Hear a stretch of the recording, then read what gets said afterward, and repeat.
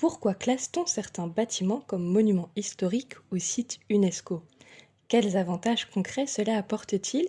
Et surtout, quels types de patrimoine sont ou ne sont pas reconnus officiellement comme français? Synagogues, mosquées, mémoriaux coloniaux ont-ils leur place dans la mémoire nationale? À la Révolution française, des milliers d'édifices religieux ou aristocratiques sont saisis, détruits, vendus ou réemployés.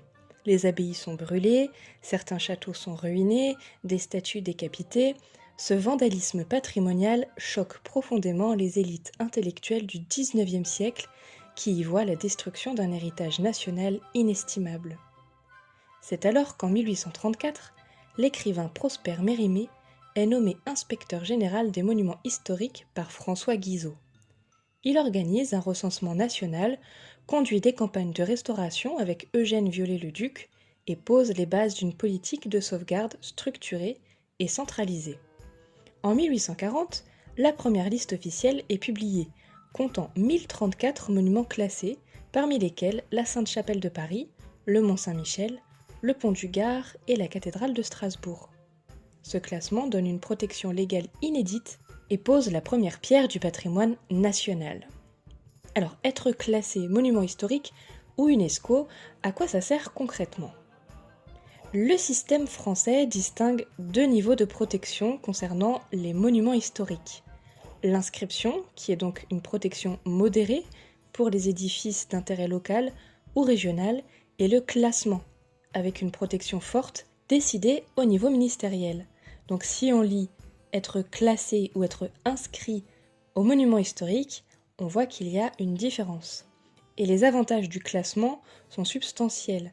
La protection juridique contre la démolition ou la modification non autorisée, la subvention publique qui peut atteindre 50%, voire plus pour les cas exceptionnels, des allègements fiscaux significatifs, un conseil obligatoire d'un architecte des bâtiments de France et bien sûr une visibilité touristique, médiatique et culturelle qui est accrue. À l'international, on parle alors de patrimoine mondial de l'UNESCO. Créé en 1945, l'UNESCO adopte en 1972 la Convention du patrimoine mondial. La première liste de sites est publiée en 1978, après des années de concertation internationale sur les critères de valeur universelle exceptionnelle. En 1979, la France ferait inscrire ses 5 premiers sites avec la cathédrale de Chartres, le Mont-Saint-Michel, la colline de Vézelay, les grottes de la Vézère, c'est donc Lascaux, et le théâtre antique d'Orange. Et la France compte aujourd'hui 54 biens inscrits au patrimoine mondial, 45 biens culturels, 7 biens naturels et 2 biens mixtes. Et l'inscription UNESCO apporte, elle, un rayonnement international qui est inégalé et qui impose un plan de gestion obligatoire.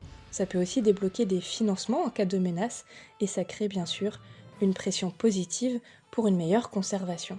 Il est arrivé que un patrimoine soit rayé ou radié de la liste UNESCO. En 2021, c'est le cas de Liverpool, qui devient l'un des 3 seuls sites au monde à être radié de la liste UNESCO.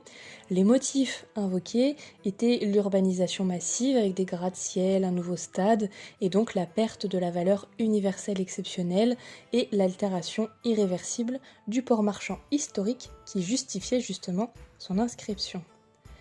En France, aucun site n'a été radié, certains ont quand même été placés sous surveillance stricte, comme Bordeaux qui a reçu une mise en garde concernant ses projets de tours dans le centre historique, tandis que le Mont-Saint-Michel a fait l'objet d'une attention particulière en raison des menaces d'ensablement et de la pression automobile.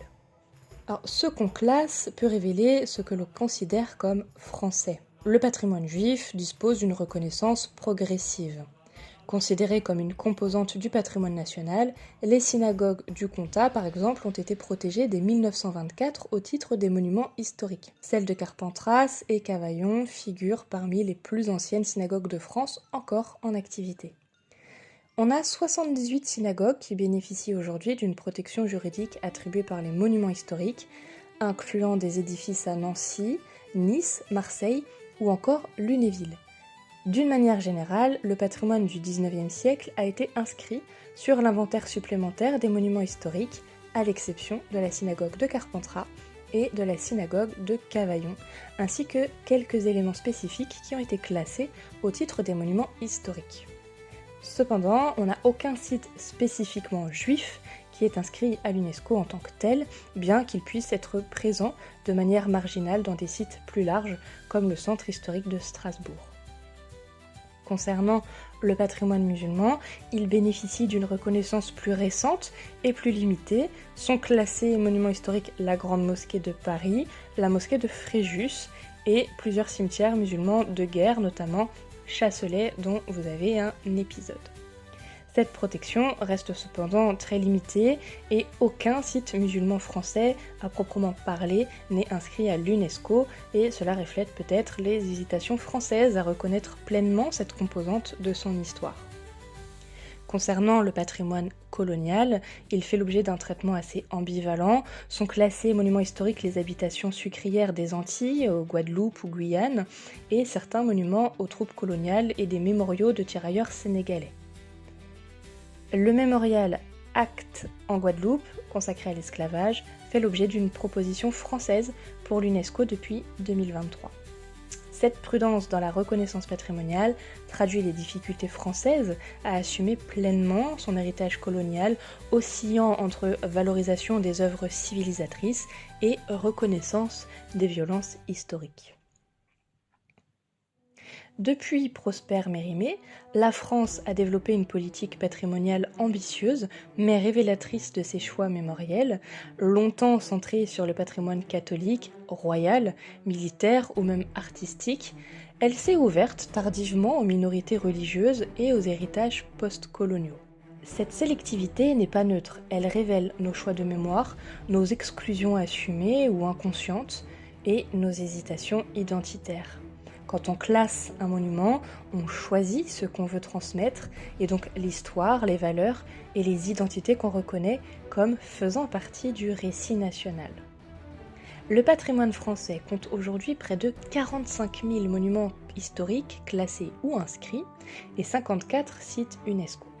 Ces chiffres impressionnants masquent cependant une réalité plus complexe, celle d'un récit national qui a été longtemps monolithique, au risque d'ignorer justement sa diversité. L'enjeu contemporain, ce n'est pas de remettre en cause les choix passés, mais d'élargir ce récit patrimonial pour faire une place à toutes les mémoires françaises dans leur complexité et leurs contradictions. Pour que le patrimoine parle enfin au nom de tous les Français, quelles que soient leurs origines, leurs croyances ou leurs histoires familiales. Car finalement, le patrimoine, ce n'est pas seulement ce qu'on hérite du passé, mais c'est aussi ce qu'on choisit de léguer à l'avenir.